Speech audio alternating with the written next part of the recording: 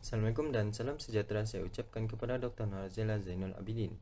Nama saya Muhammad Ikhwan Syamil bin Centetsu Muhammad Azhar 2112200587 akan membentangkan abstrak bagi kumpulan ke-14 iaitu tentang ekspor barangan getah di negara Malaysia pada tahun 2010 hingga tahun 2010. Tajuk kajian yang kami telah dipilih untuk dikaji ialah ekspor barangan getah di negara Malaysia pada tahun 2010 hingga tahun 2020. Kajian ini bertujuan untuk mengkaji perbandingan ekspor barangan getah pada tahun 2010 hingga 2020 dan kesan ekspor barangan getah terhadap ekonomi negara dari tahun 2010 hingga tahun 2020. Pengkaji juga telah mengesan isu berkaitan dengan ekspor barangan getah iaitu kekurangan tenaga kerja dalam sektor industri getah, terutama generasi muda. Untuk mencapai objektif kajian ini, pengkaji telah menggunakan kaedah data sekunder iaitu melalui penggunaan sumber daripada internet dan buku ilmiah. Selain itu, kajian ini juga menggunakan kaedah pemprosesan data dan analisis data. Data yang diperolehi adalah daripada jadual yang telah disediakan melalui hasil kajian pengkaji telah mendapatkan maklumat pada tahun 2010 hingga tahun 2012 berlaku peningkatan hasil pengeluaran barangan getah, tetapi pada tahun 2013-2015 mulai berkurang, meningkat semula pada tahun 2016 sehinggalah pada tahun 2020. Oleh hal yang demikian, berlakulah peningkatan dan penurunan dari segi ekonomi dari tahun 2010 hingga tahun 2020. Kesan daripada penurunan dan peningkatan ekspor barangan getah. Dua cadangan telah dikemukakan oleh pengkaji iaitu menghasilkan pengeluaran tayar kenderaan tempatan dan menaikkan sedikit sumber hasil pendapatan peneroy getah. Sekian, terima kasih. Assalamualaikum dan selamat sejahtera puan. Nama saya Muhammad Syahrul Izzuan bin Harun. Nombor matrik 211220586. Pada kali ini saya akan menerangkan pengenalan dalam tajuk yang kami pilih iaitu ekspor barangan getah di Malaysia pada tahun 2010 hingga tahun 2020. Berbincang mengenai hal getah, industri getah merupakan salah satu industri yang membawa kepada kepesatan dan kelancaran ekonomi di Malaysia. Industri getah mula bergiat aktif di Malaysia pada tahun 1870-an, di mana negara Malaysia menerima biji benih pokok getah itu yang didapatkan daripada Brazil. Negara Malaysia juga dikenali sebagai salah satu negara yang mempunyai kawasan penanaman pokok getah terbesar di dunia.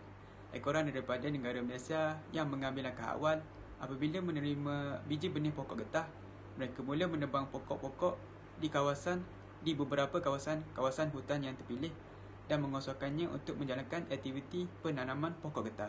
Selepas peralihan ekonomi teralih daripada sektor primer kepada kegiatan ekspor, perkara tersebut telah memberi kesan terutamanya terhadap aktiviti pembuatan, iaitu pertanian, yang juga telah memberi kesan terhadap industri getah. Walaupun negara Malaysia turut terkesan dengan peralihan ekonomi tersebut, tetapi ianya tidak menjadi penghalang bagi negara Malaysia untuk terus menghasilkan getah-getah yang berkualiti tinggi.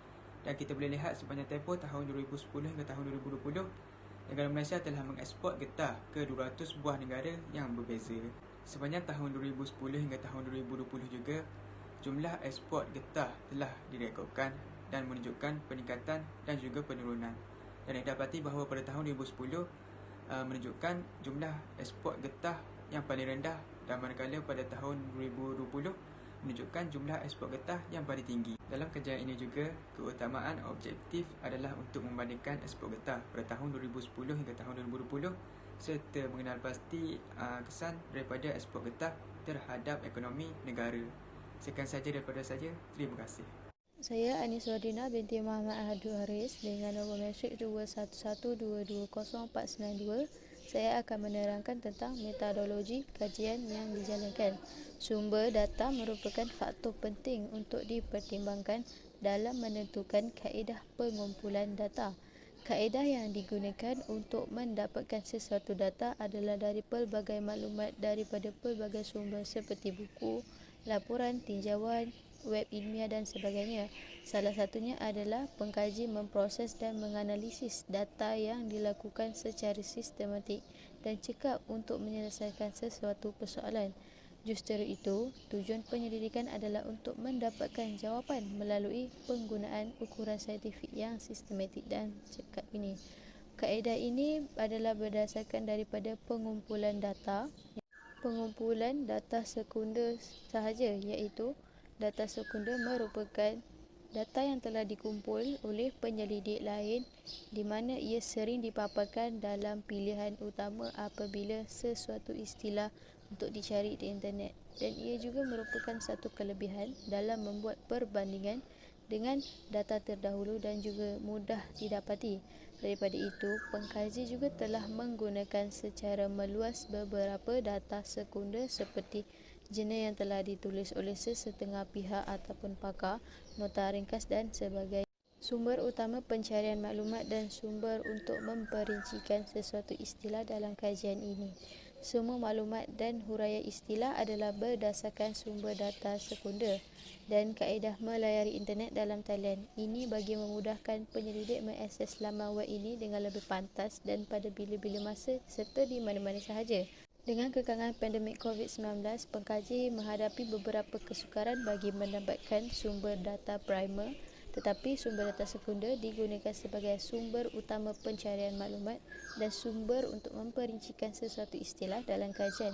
Data utama yang kami jadikan sebagai rujukan adalah daripada buku yang ditulis oleh Dr. Pensyarah kami, iaitu Dr. Nurzila Zainul Abidin. Pengambilan data dari laman web rasmi MITI sebagai data sekunder iaitu data yang telah dikumpulkan. Data akhir adalah kaedah analisis data iaitu pengiraan pertumbuhan ekspor getah di Malaysia. Terima kasih Anis atas penjelasan tadi. Seterusnya saya Aswani binti Ansar dengan nombor matriks 211220495 akan menerangkan tentang analisis data bagi tajuk ini. Pada peringkat akhir data ini, kajian ini akan dianalisis secara deskriptif. Data yang telah diperoleh akan dianalisis dengan menggunakan jadual. Secara umumnya, pengeksportan getah menunjukkan peningkatan yang memberangsangkan. Pada tahun 2012, berlaku peningkatan sebanyak 2,116.7 juta dari tahun sebelumnya. Pada tahun 2014 pula berlaku penurunan sebanyak 938.8 juta dari tahun sebelumnya. Pada tahun 2015 menurun sebanyak 16.4 juta. Peningkatan yang ketara dapat dilihat pada tahun 2020 di mana berlaku peningkatan sebanyak 17,597 juta daripada tahun sebelumnya. Antara kesan pengeksportan getah terhadap ekonomi negara, getah dapat menyumbang kepada peningkatan ekonomi negara. Pada tahun 2020, Malaysia menjadi pembekal getah utama untuk membuat sarung tangan getah dalam sektor kesihatan. Getah sebagai bahan membuat jalan raya yang terbukti dapat meningkatkan daya ketahanan jalan raya yang diperkenalkan telah memberi masa depan yang cerah terhadap industri getah negara. Sekian sahaja daripada saya. Terima kasih. Assalamualaikum warahmatullahi wabarakatuh dan salam sejahtera. Nama saya Muhammad Iskandar bin Suhaimi dan nombor matrik saya adalah 2112232116. Pada slide kali ini saya akan membahaskan tentang kesimpulan dan cadangan mengenai ekspor barangan getah Malaysia. Baiklah, untuk kesimpulan, sejak daripada tahun 1980, negara Malaysia banyak bergantung dengan sektor swasta sebagai penjanaan sumber ekonomi dan salah satu daripadanya adalah ekspor barangan getah Malaysia. Terdapat lebih daripada 200 buah negara yang mengimport barangan getah dari Malaysia seperti Amerika Syarikat dan juga Kesatuan Eropah yang merupakan negara yang kekal sebagai pengimport terbesar barangan getah Malaysia yang melebihi sumbangannya daripada 55%. Selain itu, Malaysia juga mencatatkan sebanyak 50% permintaan dunia yang menyebabkan Malaysia kekal sebagai sumber utama pembekal sarung tangan getah perubatan. Di samping itu, Malaysia juga merupakan pembekal utama kondom dan benang getah kepada dunia berdasarkan nilai ekspor yang terbaru.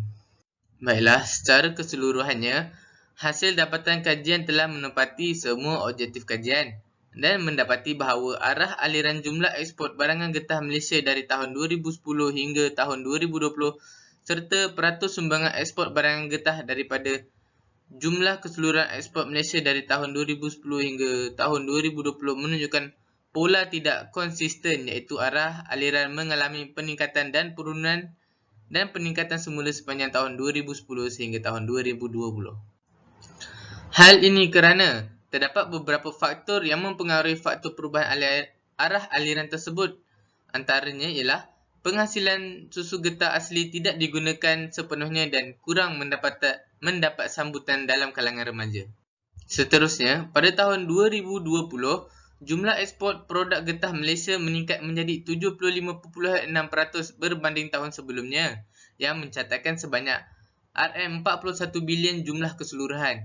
Antara penyumbang kepada peningkatan ini ialah barangan lateks. Sebanyak 90% daripada jumlah ekspor produk getah Malaysia merupakan barangan lateks. Selain itu, penurunan sebanyak 9.3% berlaku kepada ekspor barangan bukan lateks yang menjadikan hasil nilai ekspor ialah RM4 bilion pada tahun 2020. Seterusnya, kita akan masuk kepada cadangan yang perlu diperbaiki dalam meningkatkan hasil ekspor barangan getah Malaysia. Berdasarkan pemerhatian dilakukan, Malaysia boleh mengambil inisiatif dalam meningkatkan ekspor barangan getah dan menghasilkan pengeluaran tayar kenderaan buatan Malaysia. Berdasarkan satu kenyataan temu ramah oleh Cik Wan alias Ahmad iaitu Ahli PAS Kemaman, beliau menyatakan bahawa Malaysia menduduki tempat ke-7 dalam penghasilan getah asli di dunia. Walau bagaimanapun, ramai rakyat Malaysia yang menggunakan tayar yang diimport dari luar negara. Sekiranya Malaysia dapat menghasilkan tayar berdasarkan sumber hasil getah asli yang dihasilkan, satu lonjakan permintaan getah akan berlaku dan mendatangkan banyak kelebihan pada harga getah Malaysia. Selain itu, kerajaan juga boleh menaikkan sedikit sumber hasil pendapatan penuri getah. Hal ini supaya ramai generasi muda yang akan tertarik dalam sektor industri getah ini. Ia akan menyebabkan penambahan bilangan tenaga kerja. Seterusnya, peningkatan produktiviti perlulah dijalankan dengan lebih lancar menerusi bahan tanaman berkualiti. Langkah ini pasti akan dapat memberi penambahan hasil pengeluaran disebabkan oleh keluasan tanah pertanian negara yang terhad. Baiklah, sekian itu sahaja daripada saya. Sekian, terima kasih.